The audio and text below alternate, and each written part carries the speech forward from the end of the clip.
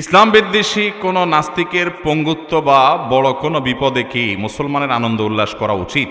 ভাইরা আমার, কোনো ব্যক্তি ইসলাম এবং মুসলমানদের বিরুদ্ধে শত্রুতাতে করতে ন্যাক্কারজনক পর্যায়ে পৌঁছায় গেছে, চিহ্নিত আল্লাহ এবং রাসূলের এবং মুসলমানদের দুশমন, এরকম কোনো ব্যক্তি যদি মারা যায়, তার যদি বড় হয়, তাহলে সালাফের বিভিন্ন আখলাক থেকে, আমল থেকে, আচরণ থেকে, বিভিন্ন হাদিসের বর্ণনা থেকে বোঝা যায় এবং সাধারণ প্রকৃতিরও যে মুসলমানদেরকে যে আঘাত করে, আল্লাহ এবং তার রাসূলকে গালিগালাজ করে, অকথ্য ভাষায় ইসলাম বিদ্বেষে পরিপূর্ণ তার পেট, এরকম নোংরা মানুষটা, এরকম খাটো মানুষটা, সে যদি কোনো রকম বিপদে পড়ে অথবা মারা যায়, তার যদি সমস্যা হয়, তো খুব স্বাভাবিকভাবে একজন ইমানদারের মধ্যে ভালো লাগা কথা, ঠিক না বেঠিক? এবং সালাফ এরকম কোনো ন্যাক্কারজনক কাজ করে যে সারা জীবনে অভ্যস্ত, তাদের কারোর মৃত্যুতে, তাদের জিহাদের ময়দানে যখন নবী সাল্লাল্লাহু আলাইহি সাল্লাম জিহাদ করেছেন, কাফেরদের মৃত্যুতে, তাদের বিপদে তারা শেষ হয়েছে, তাদেরকে পরাস্ত করতে পেরেছেন, আনন্দিত হয়েছেন না হন নাই?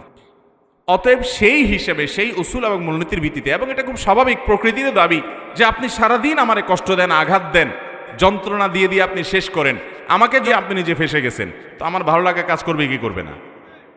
এখানে খুব বেশি উদার হওয়ার সুযোগ নাই, এটাই বাস্তবতা। কিন্তু মনে রাখতে হবে, এই উল্লাস প্রকাশ করতে গিয়ে যেন ওই লোক হেদায়েতের পথে আসার ন্যূনতম কোনো পথ খোলা থাকার সম্ভাবনা থাকলে সেটা যেন বন্ধ হয়ে না যায়।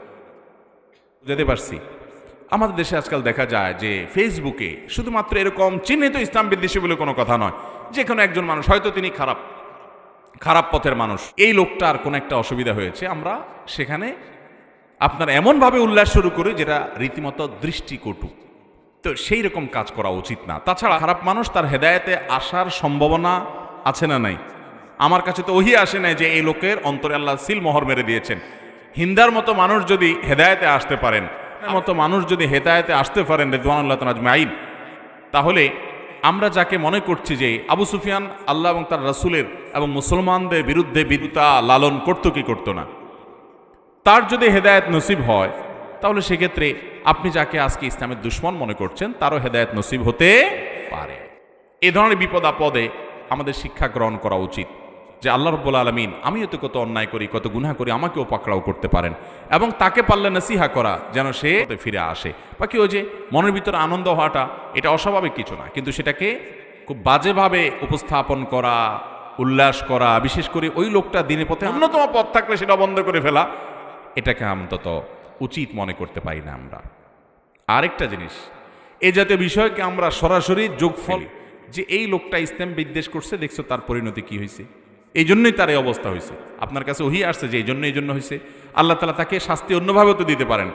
এস্বরূপ না হয়ে অনেক সময় অনেক বিপদটা মানুষের হেদায়েতের কারণে তো হয়। অনেক ইসলাম বিদ্বেষী দেখা যায় বিপদ হয়েছে, সেখান থেকে সে হেদায়েত পেয়ে গেছে, তো ওহি আসে না যে এটা তার ওই কারণে হয়েছে। অনেক মুসলমানও তো পঙ্গু হয় কি হয় না? তাহলে সে কেন হলো? সে তো ইসলাম বিদ্বেষী না, সে তো নাস্তিক না।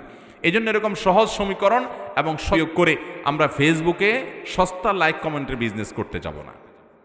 যে কথা বলবো সেটা খুব চিন্তাশীল হতে হবে, বুদ্ধিবৃত্তিক হতে হবে, কোমল ভাষায় হতে হবে, যাতে করে একজন মানুষ বা যে কোনো মানুষ ইসলামের পথে আসার ন্যূনতম পথটাও বন্ধ হয়ে না যায়।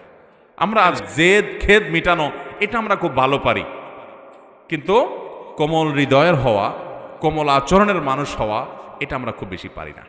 আমাদেরকে যথোপযুক্ত আচরণ করার তৌফিক দান করুন। বাকি এটা সন্দেহাতীতভাবে সত্য যে চিহ্নিত আল্লাহর দুশমন সে যদি তার প্রায়, তো মুসলমানের কাছে ভালো লাগাই কাজ করবে, এতে কোনো সন্দেহ নাই। কিন্তু সেটার প্রকাশ, সেটা যেন খুব দৃষ্টিকটুভাবে না হয়, বাজেভাবে না হয়। আল্লাহ আমাদেরকে